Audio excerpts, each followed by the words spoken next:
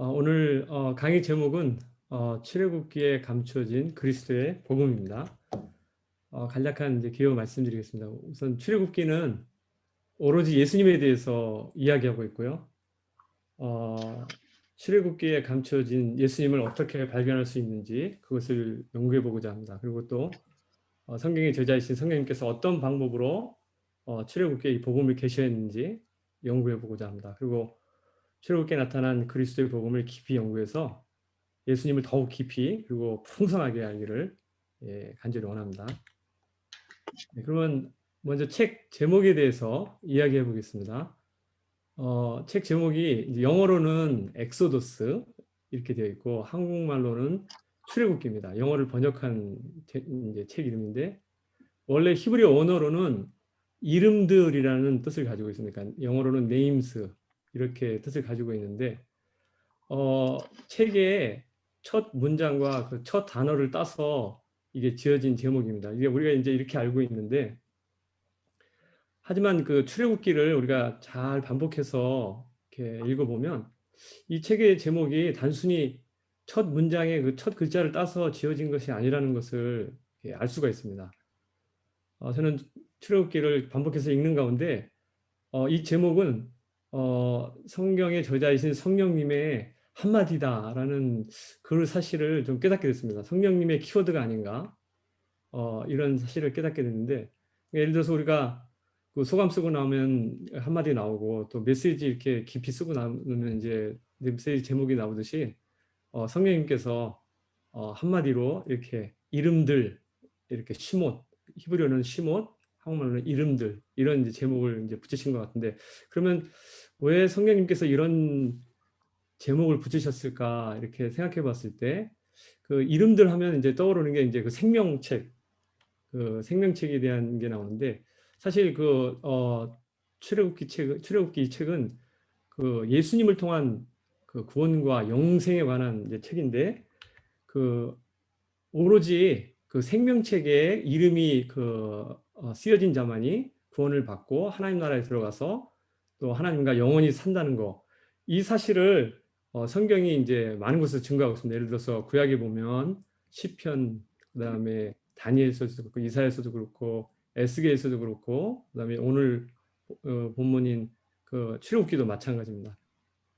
또 그 신약에서도 그 계시록 그다음에 빌립보서에 보면 그 이름과 그다음에 생명책 이것에 대해서 잘 증거하고 있습니다. 또 못 봐도 그 누가복음 10장에서 예수님께서 그 제자들에게 이렇게 말씀하셨죠.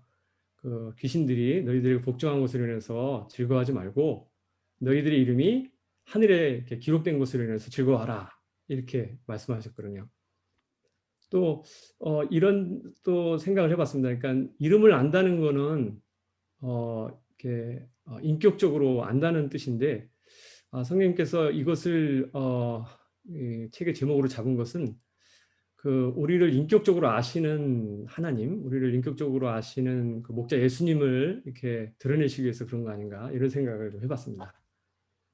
예, 출애굽기는 온통 이제 예수님에 관한 이제 이야기인데 이제 그걸 우리가 어떻게 알 수 있냐면 요한복음 5장 이제 39절에서 예수님께서 성경을 이제 어떻게 보아야 하는지 그리고 성경 공부를 어떻게 해야 하는지 이제 힌트를 이제 주셨습니다. 그러니까 구약 성경에 그리스도의 복음이 이게 감추어져 있다 이렇게 이제 말씀해 주신 거죠. 특히 그 토라, 그러니까 모세오경이죠. 거기에는 이제 그리스도와 복음이 이 노다지 혹은 황금 모장과 같이 많이 이렇게 감춰진 그런 곳입니다.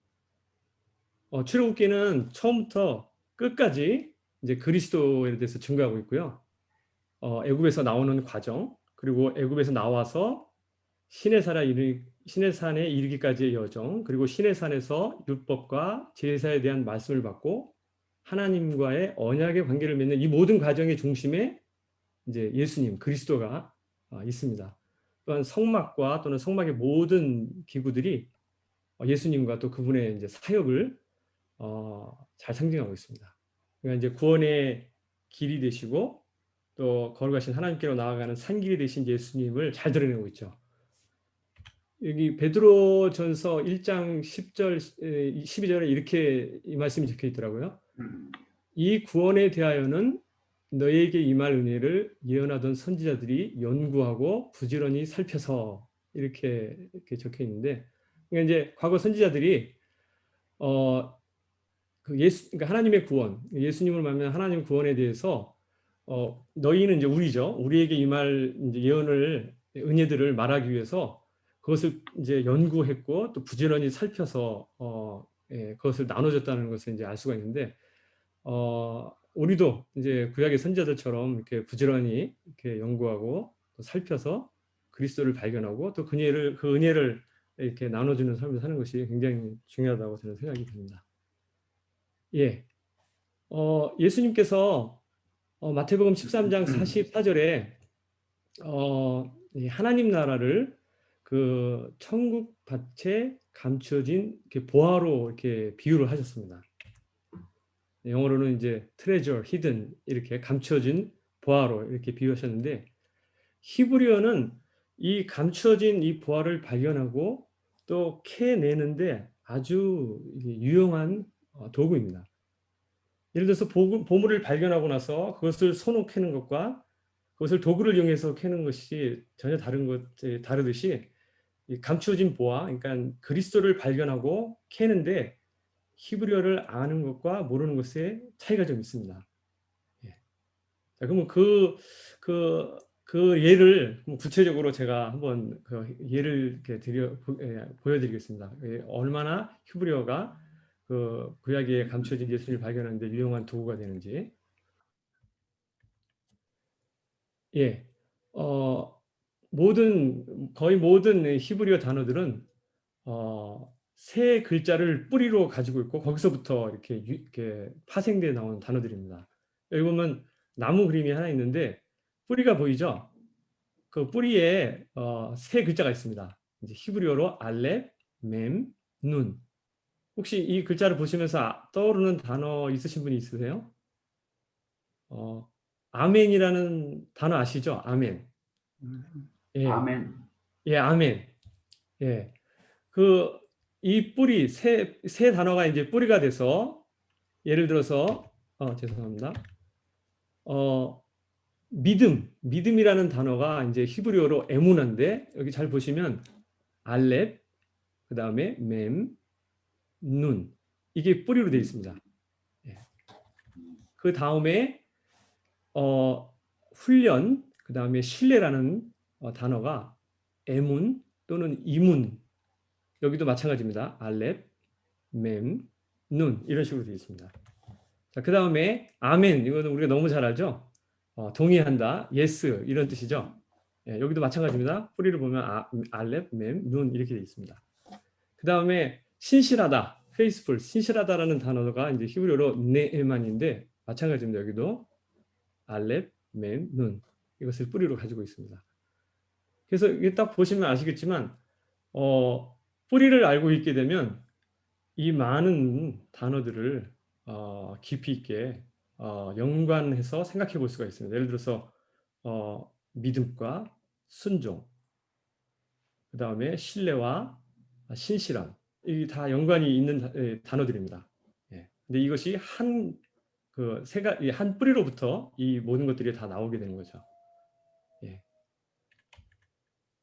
자, 그 다음에 구약 성경을 저희가 읽을 때 그 성경의 저자이신 성령님께서 친히 우리에게 주신 이 가이딩 워드, 그러니까 안내말, 한국말로는 안내말이라는데 이 안내말을 찾는 것이 굉장히 중요합니다. 이 안내말이 특징이 있습니다. 어떤 특징이냐면 첫 번째로 반복된다는 겁니다. 리피티드 워드, 반복되는 단어고, 그리고 때로는 같은 단어가 반복되지는 않지만 그러나 항상 그 같은 뿌리, 아까 전에 보여주셨던 그 같은 뿌리를 가지고 있습니다. 그래서 하나님께서 이런 안내말을 주신 것은 우리가 이렇게 우둔해 가지고 잘 찾지 못하는 우리에게 예수님이 여기 있다 이렇게 알려주시기 위해서 이 안내말, 그러니까 가이딩 워드를 이것저것 이렇게 두셨습니다. 그러니까 마치 예를 들어서 이렇게 표지판을 딱 두셔서 예수님이 이곳에 있습니다라고 말해주시고 있는 것과 같습니다. 그래서 이런 안내말들 표지판을 성령님께서 곳곳에 두셨습니다. 때문에 이 단어들을 찾는 것이 굉장히 중요합니다. 예, 이 안내말 찾는 이 아주 중요한 작업을 우리 그 UBF의 성경 공부 방법 인덕티브 스터디가 그것을 하고 있더라고요. 그래서 이 인덕티브 바이블 스터디가 얼마나 성경적이고 유용한가 간단하게 그냥 설명했습니다. 제가 이것은 우리 양마 선생님 강의에서 제가 좀 발췌를 해서 쓴 것입니다. 그래서 인덕티브 바이블 스터디 할 때 우리가 관찰하고 그다음에 해석하고 그다음에 적용하는데 그 관찰하는 단계에 우리가 찾아야 될 5가지가 있습니다. 그래서 손가락 모양 손가락에 이렇게 엄지, 검지, 중지, 약지 소지해 가지고 강조되는 것, 그다음에 반복되는 것, 또 연관성 있는 것, 그다음 유사성 있는 것, 대조되는 것 이렇게 해서 우리가 이렇게 성경을 유심히 이렇게 보고 진리를 찾아가는데 그 중에서 이제 엄지, 검지 보면 강조, 반복이 나오지 않습니까? 예, 우리가 강조되는 거, 반복되는 거 찾을 때 이 안내말을 이렇게 쉽게 찾을 수가 있습니다. 예. 제가 이렇게 이제 또 말씀을 드리면 이제 우리 정익자님께서 이렇게 생각할 수가 이제 있는데 예를 들어서 그러면 그 히브리어를 아는 우리 요셉 선생한테는 좋겠네요. 근데 히브리어를 알지 못하는 저희들한테는 별로 도움이 안 되겠네요. 뭐 이렇게 생각할 수가 있는데 그렇지가 않습니다. 이제 지금 우리가 온라인 시대인데 그 온라인 성경이 웹사이트에 상당히 많습니다. 여기 몇 가지 그 온라인 성경에 대해서 제가 소개시켜 주는데 여기 보면 바이블 헙, 뭐 바이블 벤토, 뭐 네슬 알란든 뭐 여러 가지가 있습니다. 또 그 외에도 우리 양마가 선생님이 많이 알고 계시더라고요. 그래서 제가 좀 추천하고 싶은 것은 이 알파 알렙 온라인 성경이라는 데가 있는데 여기 들어가 보면 얼마든지 그 히브리어를 원어를 볼 수도 있고 그 다음에 그 뿌리를 찾아볼 수가 있습니다. 그 다음에 이 구약 성경 특히 모세오경을 공부할 때는 이 책의 구조를 이해하는 것이 굉장히 중요합니다. 근데 이 책의 구조를 이해하려면 이 문단 나누기를 이렇게 잘해야 되는데, 그러니까 전체적으로 책을 읽으면서 이렇게 제목을 달고 그 다음에 문단을 나누게 되면 우리가 책을 이렇게 전체적으로 보고 또 이해하게 됩니다. 이제 이렇게 되면 책의 구조가 이제 보이기 시작하거든요. 그래서 예를 들어서 지금 오늘 우리가 배울 이 출애굽기는 예, 특별하게 이렇게 구원의 여정에 따라서 이게 5개의 단계별로 이렇게 문단이 구성되어 있습니다. 그래서 제가 이제 구체적으로 이 안내말이 무엇이고 그 다음에 거기에 드러난 이 예수님 복음 그리스도의 복음이 무엇인가 이제 같이 이렇게 나눠보고자 합니다. 또 그 책의 구조에 대한 또 다른 이제 그 예가 있는데 예를 들어서 레위기 책은 총 27장으로 되어 있습니다. 근데 이것을 전체적으로 읽고 문단을 나눠보고 근데 내용에 기초해서 이 문단을 나눠보게 되면 이게 서로 연관성이 있는 장들을 찾을 수가 있습니다. 예를 들어서 1장하고 7장, 그 다음에 23장하고 27장 내용이 연관이 됐습니다. 그 내용에 보면 이제 예식에 대한 내용이 똑같이 이렇게 반복되는 것을 알 수가 있습니다. 그 다음에 8장에서 10장, 21장에서 22장을 보면 그 제사장직에 대한 내용이 반복되어서 이렇게 나와 있습니다. 그 다음에 11장에서 17장, 18장에서 20장을 보면 이 정결에 대한 내용으로 이렇게 나와 있습니다. 그 다음에 맨 가운데 16장, 17장은 이제 그 속죄에 대해서 나오는데 거기에 이제 예수님에 대한 얘기가 이제 중심적으로 나와 있죠.